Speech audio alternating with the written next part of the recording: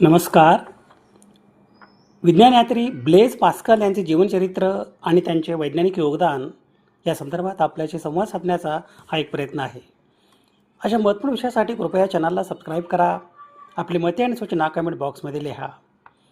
विज्ञानयात्री ब्लेझ pascal हे French गणितज्ञ, भौतिकशास्त्रज्ञ, संशोधक, लेखक, कॅथॉलिक तत्त्वज्ञ होते. त्याने आरंभीच्या काळात मूलभूत व उपयोजित विज्ञानात विशेष करून द्रव पदार्थांच्या भौतिक गुणधर्माबद्दल महत्त्वपूर्ण संशोधन केले. इव्हांजेलिस्टा टॉरिसेली यांनी तयार केलेले वायुभार मापक यंत्र घेऊन पास्कल यांनी 1200 मीटर उंचीच्या प्यू डे डोम या शिखरावर गेला. जसजसे उंच जावे तसतसे हवेचा दाब कमी होत जातो अशा प्रकारचे निरीक्षण त्यांनी नोंदविले. या निरीक्षणावरून वातावरणाच्या बाहेर निर्वात पोकळी असली पाहिजे असा निष्कर्ष त्यांनी काढला. विज्ञानयात्री ब्लेझ पास्कल यांचा जन्म दिनांक 19 जून 1623 रोजी क्लेरेमा फेरा येथे झाला. सन 1626 त्यांची आई मृत्यू पावली. सन 1631 पास्कल कुटुंबाने पॅरिसला प्रयाण केले. ब्लेझ पास्कल यांचे वडील उत्तम गणितज्ञ होते आणि त्यांच्या मार्गदर्शनाखालीच पास्कल शालेय अभ्यास न करता प्रथम लॅटिन व ग्रीक भाषावर प्रभुत्व मिळवावे अशी त्यांच्या वडिलांची इच्छा होती.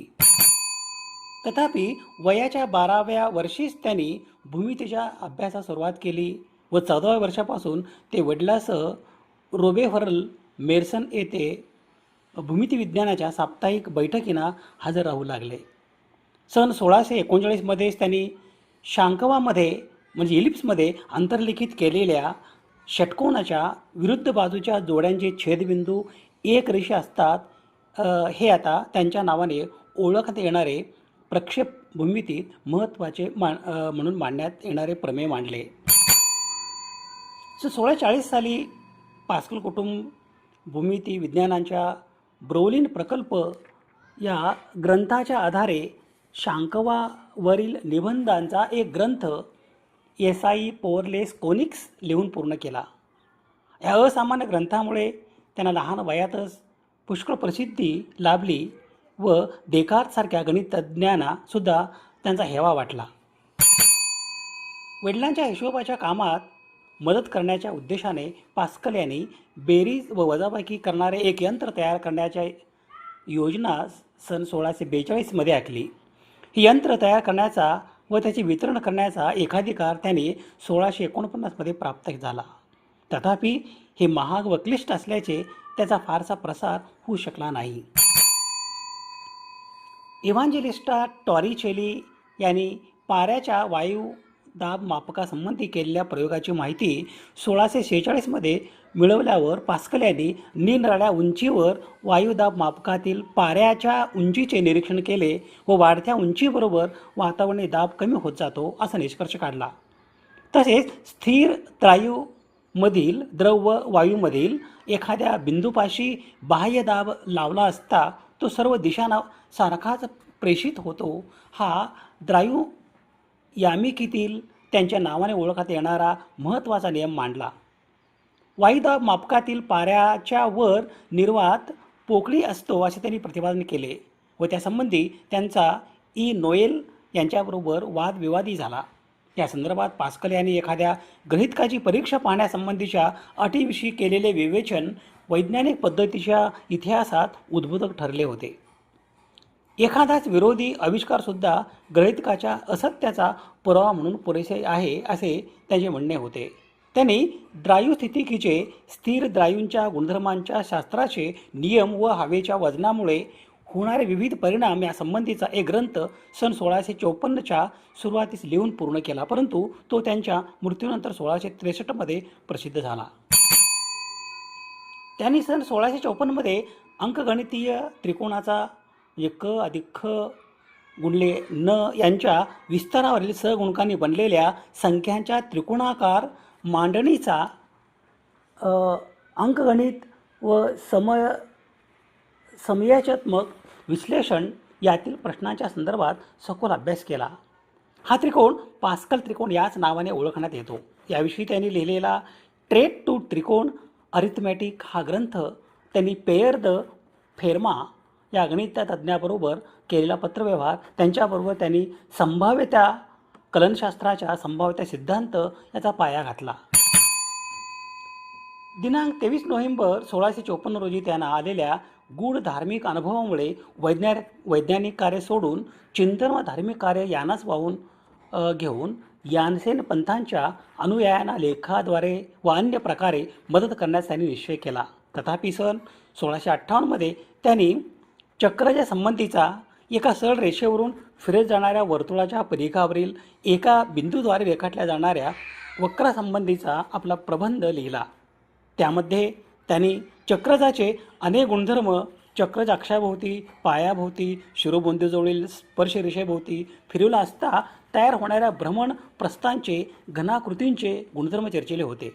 त्यामध्ये पास्कल यांनी वापरलेली पद्धत बरीचशी सध्या वापरात असलेल्या समकालन पद्धतीशी अवकलन आणि समाकलन जुळणारी आहे. ब्लेस पास्कल यांनी भौतिकशास्त्रातील अनेक क्षेत्रामध्ये योगदान दिले. विशेषतः द्रव यांत्रिकी आणि दाब क्षेत्र हे क्षेत्र त्यांच्या नावाने ओळखले जातात. त्यांच्या वैज्ञानिक योगदानाच्या सन्मानार्थ पास्कल हे नाव दबाव आणि पास्कलच्या नियमांच्या आणि SI युनिटला जलविज्ञानाचे महत्त्वाचे तत्त्व यांना देण्यात आले आहे.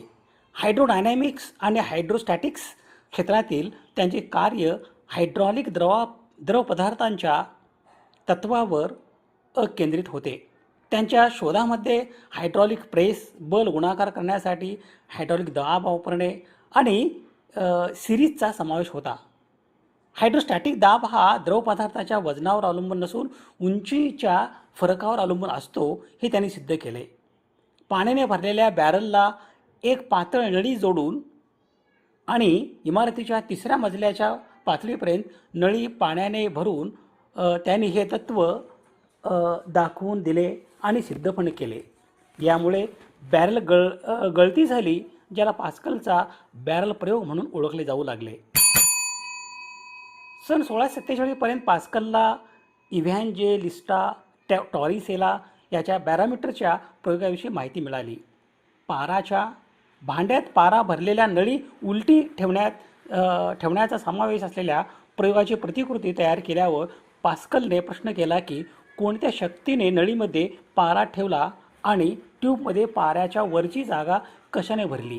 त्यावेळेस डेकार्टेस यांच्यासह बहुतेक शास्त्रज्ञांच्या पूर्णत्वावर विश्वास होता. म्हणजे व्हॅक्यूम निर्वात पोकळी निसर्ग व्हॅक्यूमचा निर्वात पोकळीचा तिरस्कार करतो.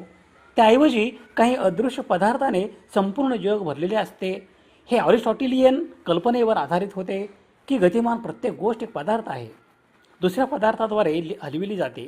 शिवाय काचेच्या नळीतून प्रकाश जातो, ज्यामुळे जागा व्हॅक्यूम भरण्याऐवजी इथरसारखा पदार्थ सुचवतो. बॅरोमीटर ट्यूबमधील द्रवस्तंभाच्या वर ते खरोखरच व्हॅक्यूम का होते याची कारणे देखील दिली. ब्लेस पास्कल यांचे हे संशोधन कार्य सन 1648मध्ये प्रकाशित झालेल्या द्रवामध्ये समतोलपणावरील महान प्रयोग या शीर्षकांतर्गत प्रकाशित झाले.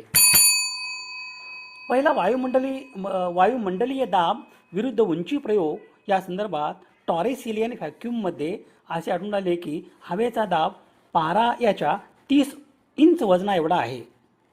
हवेचे वजन मर्यादित असल्यास पृथ्वीच्या वातावरणाची कमाल उंची असणे आवश्यक आहे.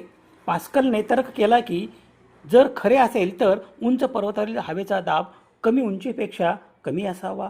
तो 4790 फूट म्हणजे 1460 मीटर उंच प्यू डे डोम पर्वताजवळ राहत होता, परंतु त्याची तब्येत खराब होती, त्यामुळे ते चढू शकले नाही. दिनांक 19 सप्टेंबर 1648 रोजी पास्कलच्या अनेक महिन्यांच्या मैत्रीपूर्ण परंतु आग्रही प्रयत्नानंतर पास्कलची थोरली बहीण गिल्बर्टे हिचा पती फ्लोरिन पेरीर अखेरीस पास्कलच्या सिद्धांतासाठी महत्त्वाचे तथ्य शोधण्याचे कार्य पाडू शकले. पास्कलने पॅरिसमधील सेंट जॅक डे ला बौचेरी चर्चमधील बेल टॉवरच्या शिखरावर एक बॅरोमीटर घेऊन सुमारे 50 मीटर उंचीच्या प्रयोगाची प्रतिकृती तयार केली. पारा 2 ओळीने घसरला. 7 फॅदमच्या चढाईने पारा अर्ध्या रेषेने कमी केला असे त्याला दोन्ही प्रयोगात आढळले. इलेडी फ्रान्स प्रदेशात त्यांचे संशोधन करण्यासाठी उत्कृष्ट आंतरराष्ट्रीय शास्त्रज्ञांना ब्लेज पास्कल या शीर्षकाचे पुरस्कार दिले जातात. ब्लेज पास्कल हे फ्रान्स देशाचे गणितज्ञ, भौतिकशास्त्रज्ञ, संशोधक, कॅथोलिक तत्त्वज्ञ होते. गणितात संभाव्यता आणि बीजगणितासाठी पास्कल त्रिकोणाचा शोध त्यांनी लावला. वयाच्या अवघ्या 19व्या वर्षी त्यांनी जगातल्या पहिल्या यांत्रिक गणन यंत्राचा म्हणजे कॅल्क्युलेटर याचा शोध लावला. भौतिकशास्त्रामध्ये दाब, प्रेशर मोजण्यासाठी पास्कल हे एकक स्टँडर्ड युनिट म्हणून वापरले जाते. पास्कल ही एक प्रोग्रामिंग भाषा, पास्कल संगणकीय भाषा आहे. इसवी सन 1970मध्ये निकोलस विर्थ यांनी ही भाषा विकसित केली. ब्लेज पास्कल यांच्या सन्मानार्थ या भाषेला पास्कल असे नाव देण्यात आले आहे. दिनांक 19 ऑगस्ट 1662 रोजी ब्लेज पास्कल यांचे निधन झाले. विज्ञानयात्री ब्लेज पास्कल यांच्या स्मृतीस विनम्र अभिवादन. सर्व संदर्भासाठी ही यादी आहे. समाज हिताच्या एखाद्या वैज्ञानिक विषयासंदर्भात प्रबोधन करणे, जागतिक समस्यांचे निराकरण करण्यासाठी सामाजिक इच्छा आणि संसाधन एकत्रित करणे आणि मानवतेच्या यशाचा उत्सव बळकट करणे यासाठी सुवर्णसंधी म्हणजे सामाजिक आणि वैज्ञानिक सण आणि उत्सव. अशा महत्त्वपूर्ण विषयासाठी कृपया चॅनलला सबस्क्राईब करा. आपली मते आणि सूचना कमेंट बॉक्समध्ये लिहा. विज्ञाननिष्ठा ही जीवननिष्ठा. धन्यवाद.